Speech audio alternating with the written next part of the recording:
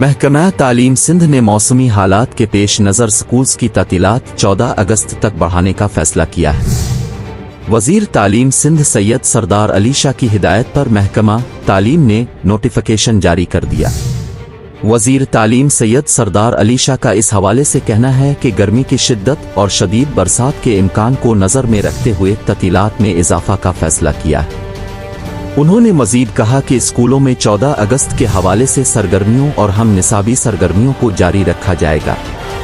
सूबाई वज़ीर तालीम ने कहा कि तमाम निजी व सरकारी स्कूल जश्न आज़ादी के हवाले से प्रोग्राम्स मुनक़िद करेंगे। तातीलात के बाद सिंध में नया तालीमी साल 15 अगस्त से शुरू होगा।